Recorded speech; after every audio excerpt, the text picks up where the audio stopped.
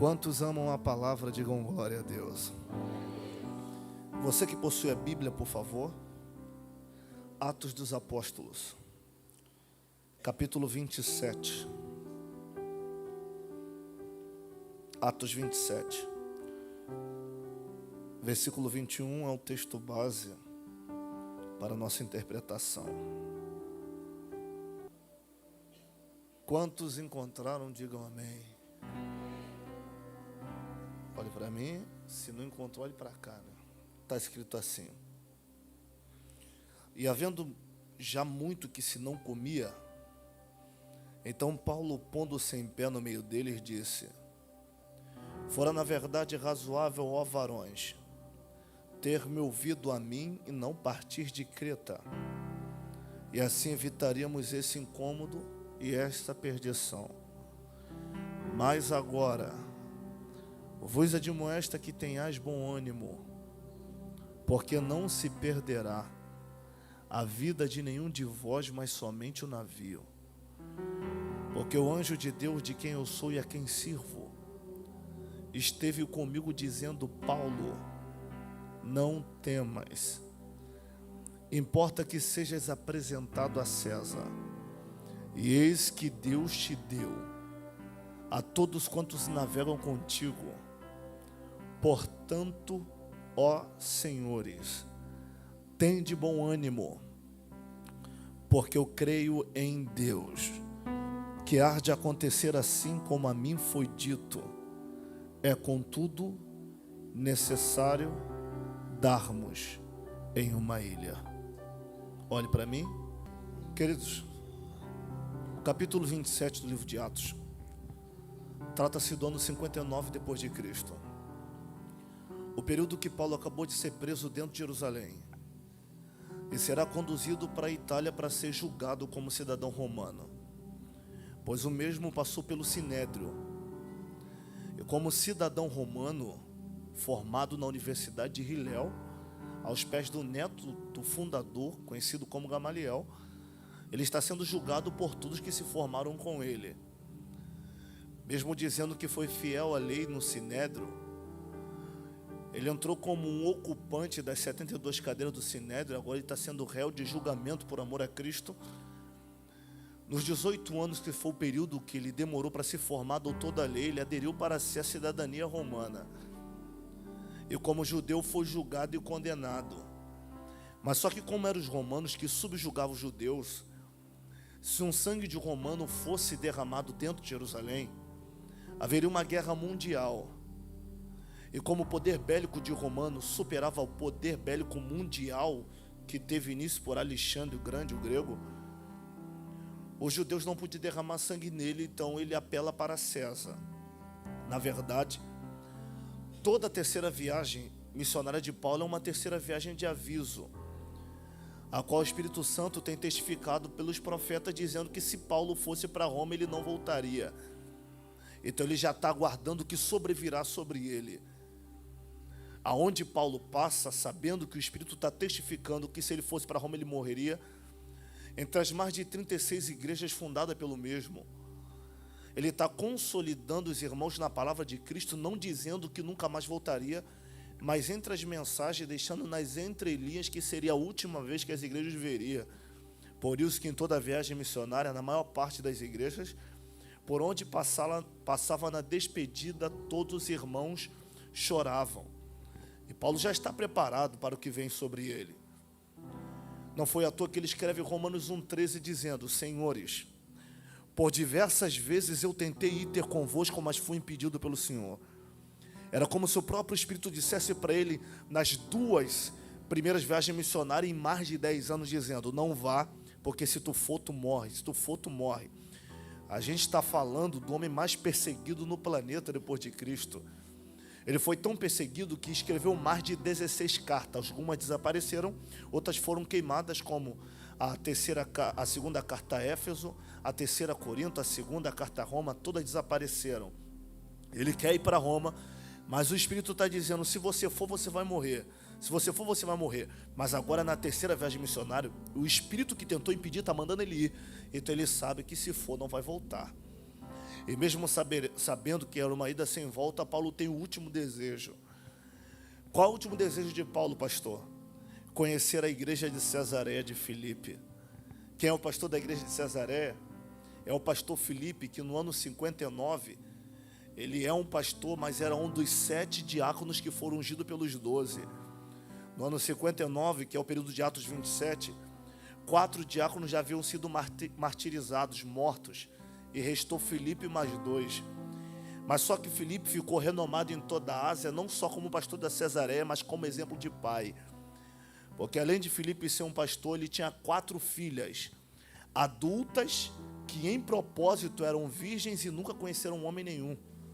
Ainda por cima eram profetisas.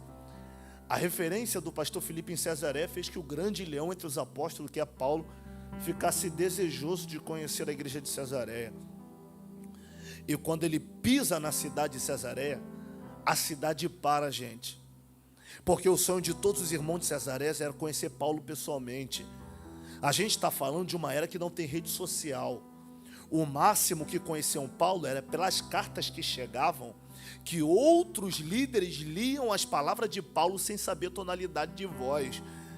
A fama de Paulo chegou em Cesareia, dos apedrejamentos, dos açoites, da pedrada, era como um filme de terror. E agora o cara vai chegar pessoalmente em Cesareia, a cidade para. Comércios fecham, todos os obreiros ficam à disposição para servi-lo. Quando ele pisa em Cesareia com Lucas e alguns discípulos, encaminham ele para a casa de Filipe. As 4 moças, profetisas e virgens, começam a cuidar de Paulo humanamente. Pela primeira vez ele se sente em casa. Uma cuida da roupagem, outra da alimentação, outra da estadia, outra auxiliando as enfermidades de Paulo juntamente com Lucas. Ele se sente em casa. Mas parece que a vida de cristão é um paradoxo, que quando o negócio está indo muito bem é para preparar que vai ficar ruim. Paulo se sentindo em casa do nada, pastor Michael. O Espírito Santo invade a mente de um profeta em Jerusalém conhecido como Ágabo e diz: Ágabo, vai até Cesareia de Filipe e diga para Paulo que não é para vir para Jerusalém, porque se ele vir ele vai ser preso e amarrado pelos judeus, entregue na mão dos gentis e vai morrer. E a pergunta que não quer calar: por que o Espírito Santo está mandando a profecia logo para Ágabo? Tem noção de que era Ágabo? Ágabo era conhecido como o profeta do terror, porque no capítulo 11, verso 28 de Atos, Ágabo havia profetizado uma fome no mundo, e por causa da profecia de Ágabo, ausentou-se no país pão, leite e água. Então Ágabo ficou conhecido como Elias do primeiro século. Então Deus dá uma profecia de peso na mente de quem tem peso no nome. E Ágabo vai caminhar 38 quilômetros até Jerusalém. Quando ele chega em Jerusalém, ou melhor, Cesareia, quando ele chega na porta de Cesareia, todo mundo se espantando, reconhecendo Ágabo, faz uma pergunta a ele: qual? É de paz a tua vinda, profeta? Sabe qual é a resposta dele? Aonde está Paulo? Sabe que você não deu glória ou se espantou? Porque eu não frisei, vou frisar de novo. É uma era que não tem rede social, gente. Não tem cartaz para divulgar que Paulo vai estar na igreja top hoje e todo mundo vem para ver ele. Não tem mensagem na rede social divulgando a localização dele está, e nem mensagem no YouTube para dizer onde ele está. E segundo ponto, o nome de Paulo não podia ser divulgado. Se ele entrasse na cidade não podia sair. Por que não podia sair? Porque os Césares liberaram dezenas de centuriões. Um centurião é comandante de um centúrio. Um centúrio é um comandante de 100. Centenas vezes 100, milhares. Há milhares de soldados romanos altamente armados à caça da vida de Paulo. E se soubesse que ele estava em Cesareia, ia haver uma guerra para sair com o corpo de Paulo vivo ou morto. Então, se ele entrou, o nome dele não pode sair. Aí vem um profeta de Jerusalém. Ninguém avisou que Paulo estava lá. Ele pisa na porta e pergunta: onde está Paulo? Os irmãos tremem. Conduzem Ágabo até a casa de Filipe. E pasme vocês que fica pior. Quando ele entra a porta, ele pega um cinto que estava atrás da porta, amarra as mãos e os pés. Toda a casa, dezenas de obreiros olhando para ele, e Ágabo amarrado. o dono deste cinto vai ser preso como eu estou, entregue pelos judeus aos gentios e vai morrer.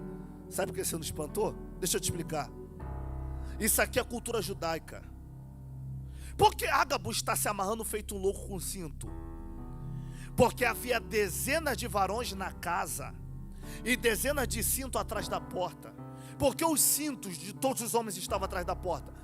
Dentro da cultura judaica, cinto afivelado para o judeu significa honra, hombridade, trabalho e garra. Então é normal todo judeu, ao sair pela manhã para trabalhar na lavoura, afivelar o cinto, dizendo que está indo para o trabalho, para a luta e para a honra e para a garra. Mas quando ele chegava dentro de casa, ele tirava o cinto para mostrar para a família que veio para se despir do seu fardo e ter descanso em paz. E colocava o cinto atrás da porta. Segundo ponto, e a gente não está falando de cinto como no século 21, que tem várias marcas e fivela para diferenciar, dizer, o da Lacoste é a cara de Paulo, o da Calvin Klein é a cara de Paulo, o da Puma diz que é da cara de Paulo, o da Gucci é a cara de Paulo. Não, gente, é vários cintos padrões, tudo de couro. Não tinha como saber qual cinto era de Paulo. Aí chega um profeta, mete a mão atrás da porta e começa: esse aqui não, esse aqui não, esse aqui não, esse aqui, esse aqui não, esse aqui não. Pega um cinto que ninguém sabia que era de Paulo, só as 4 garotas que guardaram, amarrando o cinto de Paulo na mão, no pé, e grita: o dono deste cinto vai ser amarrado como eu estou, entregue na mão dos judeus pelos gentios e vai morrer. As 4, desesperadas, gritam: Paulo não! E começam a chorar. No choro das 4, todo mundo entendendo que o cinto era de Paulo, começa a gritar desesperadamente e espontaneamente. A alma de Paulo arrepia, o coração dispara, e ele grita espontaneamente dizendo: Senhores, não me entristeçam com vossas lágrimas, porque eu não estou preparado apenas para padecer, mas para morrer se for necessário, porque a morte para mim é um ganho. Igreja top é outro nível. Mas só, pastor Michael, mesmo sabendo que ele ia morrer, o clima muda, porque o povo é estranho. Como assim um povo é estranho? Enquanto admiram, enquanto sonham, enquanto é fã, todo mundo está em cima. Mas chegou uma notícia de morte, de uma queda, de uma destruição, a visão muda, o olhar muda, a mente muda, e todo mundo está olhando para ele de uma maneira estranha. Aí Paulo chama Lucas e diz: a minha paz aqui acabou, vamos prosseguir viagem. Toda a Cesareia vai para o porto marítimo com ele, se ajoelha, ora e choram. Paulo entra no barco e vai para a banda de Jerusalém. Quando vai chegando perto de Creta, gente, parece que o Espírito gosta de afrontar. Porque quando ele chega na banda de Creta, minha pastora, tem um profeta sozinho esperando Paulo. E quando Paulo pisa na terra, diz a Bíblia que o profeta diz: Paulo, se tu for para Jerusalém, tu vai ser preso e vai morrer. 2 profecias de morte em menos de 48 horas, gente. Paulo respira fundo e prossegue em viagem. Quando Paulo chega em Jerusalém, mesmo de cabeça raspada em propósito, é reconhecido pelos judeus, é julgado pelos judeus dentro do sinédrio, e como cidadão romano ele apela para César. E pega vocês isso aqui, entregam ele na mão de Júlio, centurião da corte Augusta. Quando ele embarca e a embarcação chega em Creta, a fama de Paulo era tão pesada que Júlio, centurião, comandante de 100, faz de Paulo um prisioneiro livre. O que é um prisioneiro livre? É o único prisioneiro que no barco não tem corrente ligado às mãos, amarrada nos pés e anda com bolas. Ele é um prisioneiro livre. E toda vez que o barco parava no porto, 2 soldados que pareciam sentinela acompanhavam ele até a casa dos irmãos com Lucas para ser tratado e auxiliado, e voltava para o barco. Mas pastor Marco Balbino, diz o texto que numa madrugada em Creta, o Espírito Santo toma a mente de Paulo e diz: Paulo, avise o capitão que não é para partirmos de Creta, porque se sairmos daqui, sobrevirá sobre nós uma tempestade que vai causar dano para a tripulação e para toda a embarcação. Paulo vai até Júlio, centurião, que acreditava nele, e disse: Júlio, vai até o capitão na cabine e diz que não é para sair daqui, porque o Espírito Santo me visitou essa madrugada e disse que se a gente sair, vai vir uma tempestade que vai tomar conta e destruir a tripulação e a nossa vida. Júlio vai até o capitão e anuncia. E sabe o que o capitão responde? O que é ele para falar da minha embarcação? Eu navego tanto nesse tempo que eu estou acostumado com a viagem, com a hora, com o dia, com o local, e tenho a embarcação na palma das minhas mãos. Vamos prosseguir viagem. E diz o texto que Júlio acreditava mais no capitão pela experiência do que em Paulo pela profecia. E o problema começa aqui, quando a gente acha que a nossa experiência de vida vale mais do que a palavra de Deus. Quando a gente acha que tudo que a gente viveu já deu sagacidade para não ouvir conselho de Deus através da boca dos outros. Então Júlio acredita no capitão, diz: Paulo. O capitão mandou prosseguir viagem, até que de repente, saindo de Creta, costeando Quínido, ele sofre um pé de vento, conhecido como Euroaquilão. E eu começo agora. Diga para alguém que está do seu lado: Euroaquilão. Só se tiver vontade. Vamos lá, Euroaquilão. Pastor, que vento é esse? O termo Euroaquilão no grego é Evraquilon. E o que é Evraquilon? Transliterado para o português, Evraquilon significa vento que bate em dois lados. Vento que bate quantos lados? Deixa eu literalizar para você. O que é um Euroaquilão? O Euroaquilão é uma bolsa de ar quente que vem do deserto e perde o percurso. Perdendo o percurso do deserto, invadindo o mar, bate com uma engeada e uma bolsa de ar fria. E quando se mistura o golpe de ar quente com frio, dá um choque térmico na atmosfera que gera algumas consequências. Qual é a primeira consequência? O céu enegrece, estando de dia parece que está de noite. Segunda consequência, a neblina desce ao ponto de os tripulantes não se enxergar um ao outro a um palmo de distância. Terceira consequência, o vento fica forte. E sabe o que é pior? O pior não é quando o céu enegrece, nem quando o vento fica forte, nem quando a neblina desce. O pior é quando os golpes de ares, quente e frio, formam um redemoinho no ar. E esse redemoinho encosta na água e forma uma anomalia conhecida como tsunami no grego, para os gregos no período de Paulo, conhecido como Euroaquilão. E todo mundo sabe que a tsunami ela tem um poder de atrair tudo para si. O que vem da direita e da esquerda. E não é eu que digo, é a Bíblia. Bateu no barco, gente. Não foi perto, bateu nele. Um pé de vento conhecido como Euroaquilão. Formou-se um redemoinho que chegou perto do barco, levantou duas ondas. John Bright diz que cada onda tinha 14 metros. Levantou as duas ondas e cercou o barco e bateu no mesmo tempo. Prepara aí.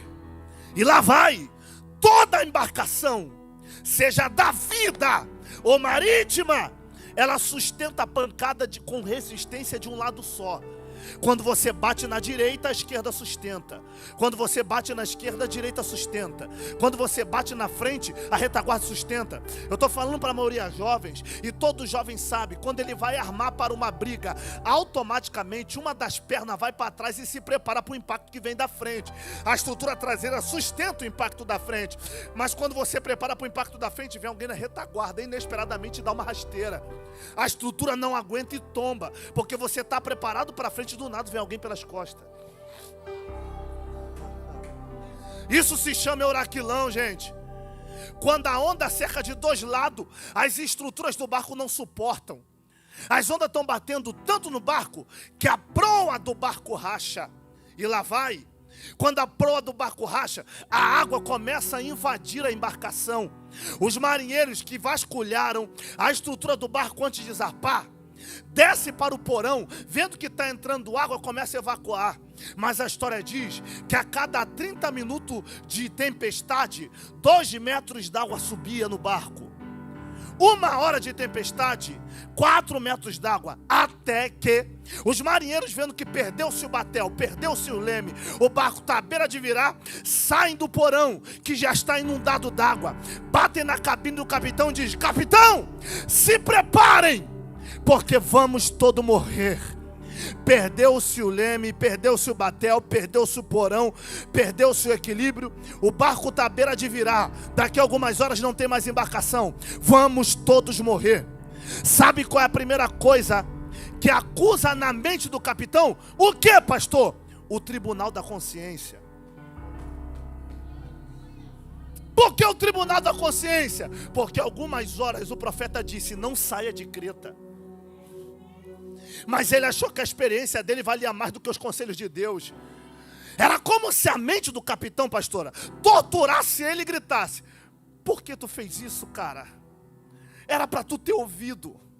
O profeta avisou, mas tu achou que a tua experiência de vida valia mais. Quebrou a cara, agora sofre as consequências. E ele, para tentar se omitir do naufrágio, começa a anunciar o naufrágio por classes. Como, pastor? O capitão chama os tenentes e grita: se preparem porque vamos morrer. Os tenentes chamam os sargentos e gritam: se preparem porque vamos morrer. Os sargentos chamam os cabos e gritam: se preparem porque vamos morrer. Os cabos chamam os marinheiros e gritam: se preparem porque vamos morrer. Os marinheiros, meu nego, chamam os prisioneiros e gritam: prisioneiros, vamos todos morrer.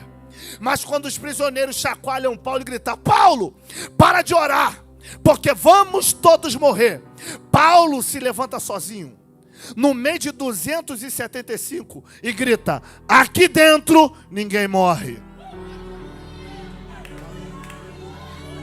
Não, vou repetir, gente. Capitão chama tenente, morremos. Tenente, sargentos, morremos. Sargento, cabos, morremos. Cabos, marinheiros, morremos.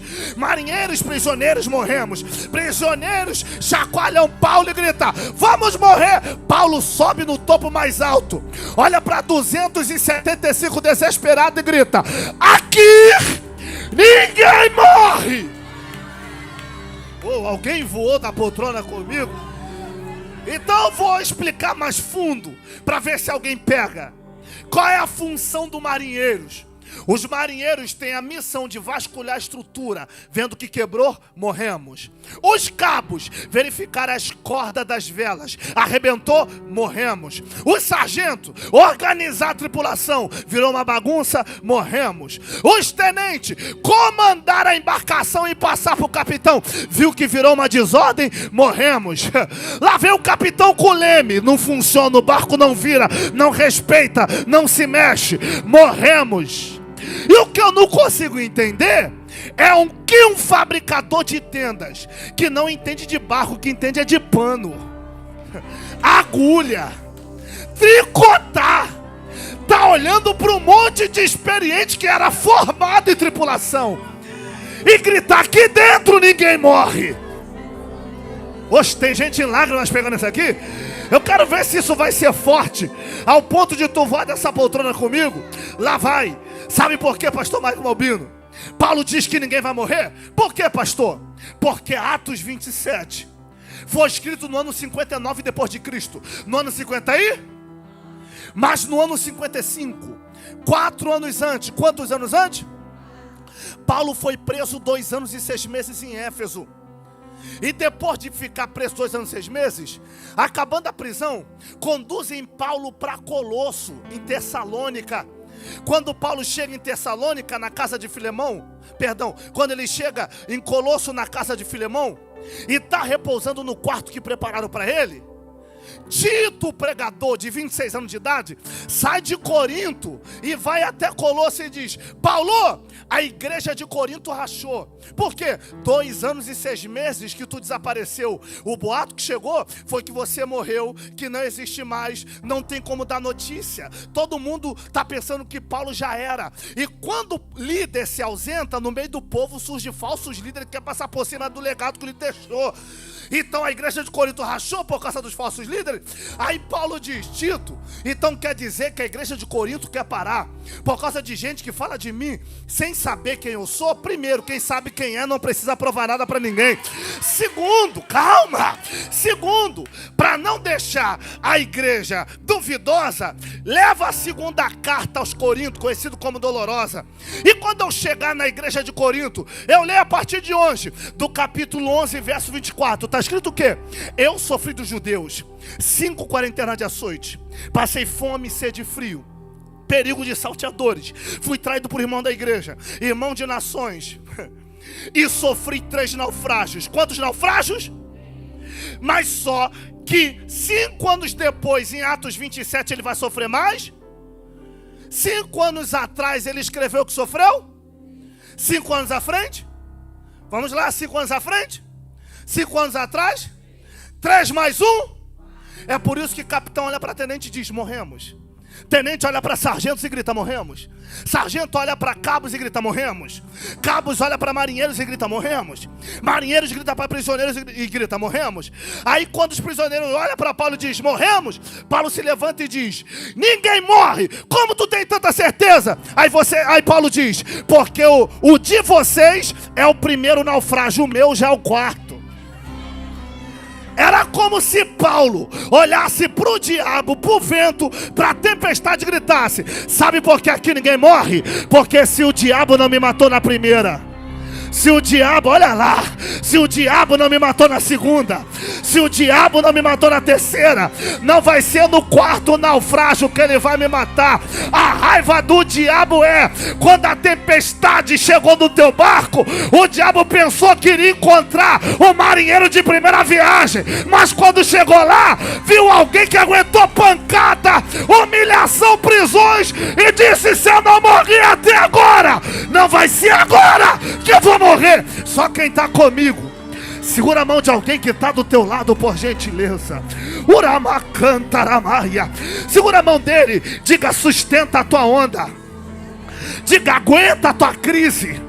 Não foi a primeira pancada, não foi a primeira traição, não foi a primeira vez que mentiram para você, não foi a primeira vez que tentaram te matar. E se Jesus não te abandonou até aqui, tu acha que ele vai te deixar abandonado agora? Ele vai te fazer chegar do outro lado. Já que alguém pegou de pé, eu vou profetizar: para tua casa ninguém morre, para o teu ministério ninguém morre, para tua família ninguém morre. Satanás vai procurar outro barco para afundar, porque na igreja top ninguém vai morrer. Rimini coma na canara, tebe na coma na cheia. Abraça alguém que está do seu lado. Abraça, abraça. Diga: eu não naveguei contigo até agora para te ver morrer aqui. Diga: eu não nadei tanto contigo para te ver pular do barco agora. Se Jesus falou que a gente ia chegar em Roma, a gente vai chegar em Roma. Se não for no barco, a gente vai nadando, mas a gente vai.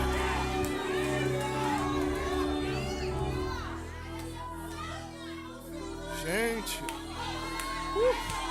comanda Ramaia, só quem pode adorar ele. Eu estou sentindo ele aqui. 10 segundos para você adorar. Eu já encerro. 10 segundos. 9. Vem quebrado, mas tem dono ainda. 8. O diabo tentando destruir teu emocional, mas tu tem dono ainda. 7. O inferno querendo acabar com a tua família, mas tu tem dono. Eu vou profetizar. 6. No lugar da vergonha, Deus vai te dar dupla honra. 5. 1000 cairão ao teu lado, 10.000 à tua direita, mas você não vai ser atingido. 4. A glória da última casa vai ser maior do que a da primeira. 3. Toda ferramenta preparada contra ti não vai prosperar. 2. Envergonhados e confundidos serão quem se levantar contra ti. Ano de 2022 é o ano de Deus virar a chave do teu ministério. Jesus está dizendo: a gente vai chegar do outro lado. Só quem pega, só quem pega, só quem pega, só quem pega. Abre a boca para adorar.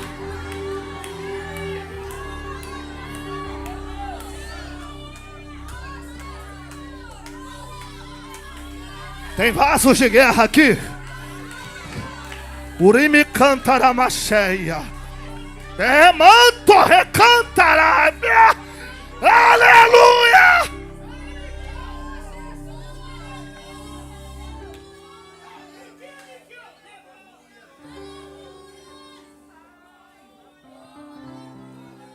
Acabou meu tempo. Eu tenho que respeitar que é a primeira vez, né? É a primeira vez. E agora que eu comecei a aplicar, você percebeu, né? Mas é a primeira vez. Na outra, a gente termina. Só duas coisas em 1 minuto eu explico. Primeira coisa, toda a terceira viagem missionária, Deus disse para Paulo, minha pastora: eu quero que você se apresente a César. Eu quero que você se apresente a quem? César está na Itália, Paulo em Jerusalém. Se Paulo já tinha sofrido 3 naufrágios, por que Jesus não falou para Paulo: Paulo, eu quero que tu vá a César, mas se prepara para você afundar de novo, enquanto ele estava em terra firme? É porque se Deus avisa processo antes do trajeto, Ele não aceita. Ainda bem que está gravado, vai pro Rios esse aqui. Vamos lá. Se Deus avisa processo antes do trajeto, Ele não aceita. Agora imagine você. Se Deus chama Paulo e diga para ele: Paulo, eu quero que tu vá para Roma, mas se prepara que tu vai afundar de novo. A alma dele ia gritar para o psicológico: Paulo, a gente aguentou 3 pancadas, a 4ª a gente não aguenta.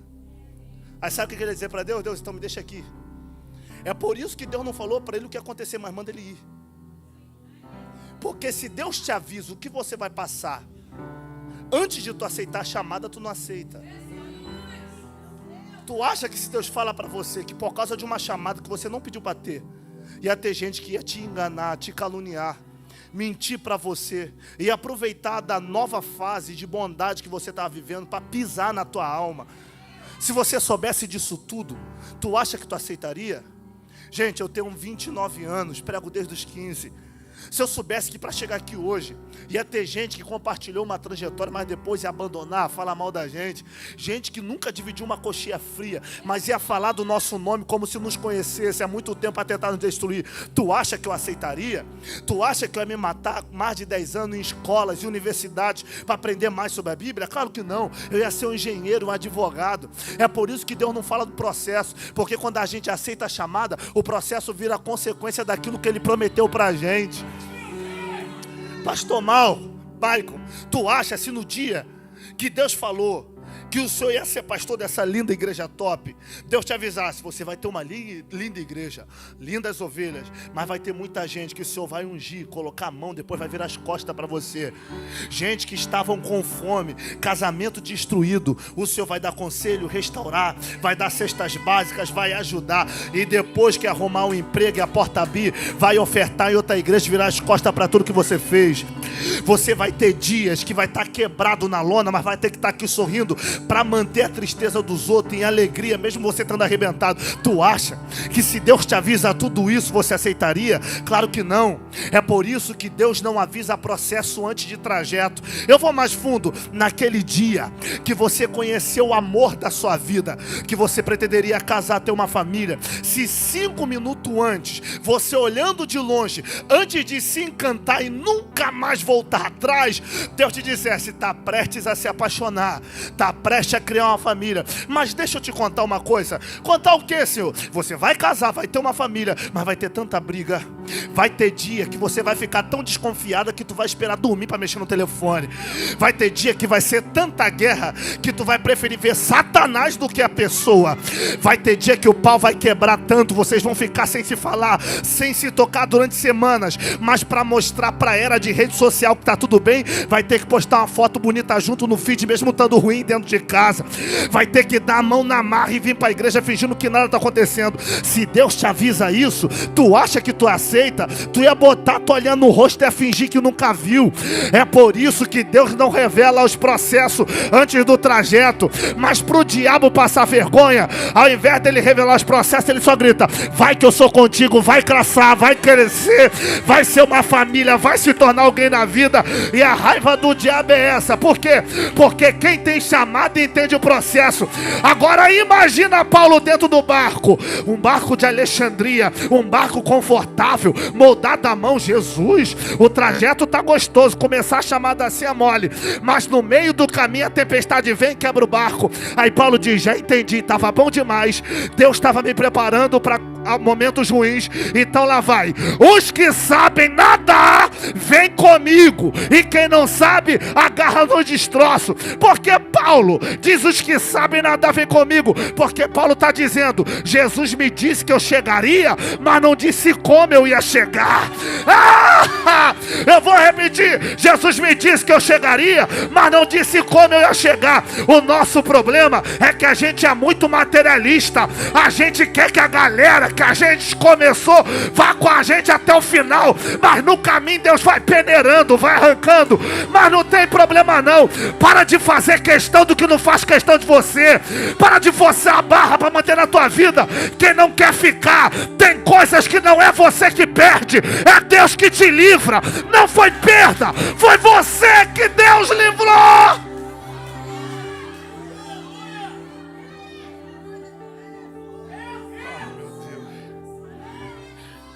Cerrei. Passei, né, pastor? Perdoa. Eu sei que quem está gostando, diga amém. Quem quer mais um pouco, diga glória. Mas se eu continuar, quem não volta sou eu, né? Você vai continuar vindo aos cultos. Então, pega isso aqui e outra hora a gente termina. Paulo se levanta no meio de uma tripulação que perdeu a esperança de vida. E essa parte para mim é uma parte chave. Tem muita coisa gostosa ainda, mas eu só quero encerrar nessa parte chave aqui. Paulo olha para a banda do norte, pastora, e vê os marinheiros desamarrando os botes para pular. Mas só que o John Bright diz, para mim o maior especialista, isso aqui está no meu livro, o maior especialista da vida de Paulo, ele diz que os botes só tinham capacidade para 28% da tripulação. Mais de 200 pessoas iam morrer. E quem ia escapar? Só a elite. O Espírito cutuca Paulo e diz: olha para os marinheiros desamarrando os botes.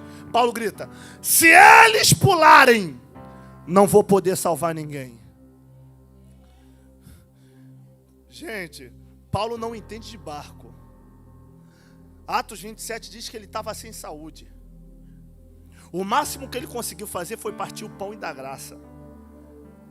Como Paulo está dizendo que se os marinheiros saírem no bote, a única coisa inteira no barco, ele não ia poder salvar ninguém. Sabe por quê, pastor Michael?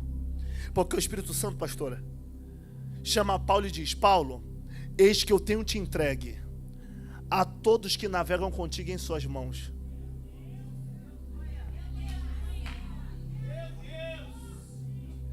Vou repetir. Eis que eu tenho te entregue a todos que navegam contigo em suas. Por isso que Paulo se levanta e diz: Paulo, diga para eles que se eles pularem, tu não vai salvar ninguém. Por quê? Porque eu entreguei todo mundo em suas mãos. Como assim, Senhor? Paulo, se um pular menos um, te traiu porque quis. Se dois pularem menos dois, não acreditaram em você porque não quiseram. Se três pular menos três, abandonaram no momento que você mais precisava porque quis. Mas se você pular, Paulo, menos 275.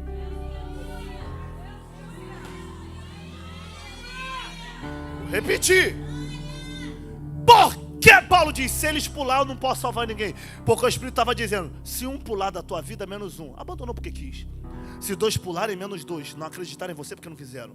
Se três pularem, menos três, não acreditou na tua chamada porque não quis. Mas se você pular, Paulo, menos 275, é Deus dizendo: Paulo, pule quem quiser, que não pode pular você. Desvie quem quiser, que não pode desviar você. Abandone quem quiser, quem não pode abandonar é você. Por que, Deus? Porque a tua insistência mantém a sobrevivência de quem navega contigo. Lá vai. Tu acha que aquele filho rebelde volta todo final de semana para casa por quê? Porque ele é o herói da madrugada? É claro que não. Ele só está vivo porque tu não pulou do barco.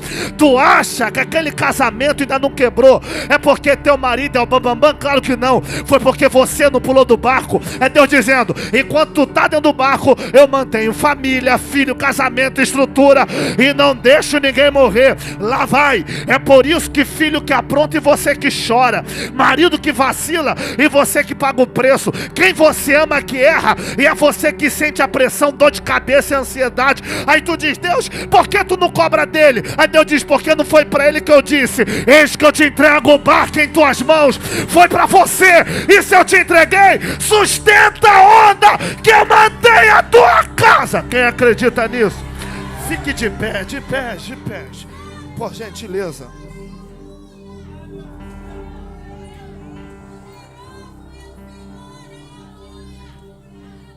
Diga para alguém que está do seu lado, diga.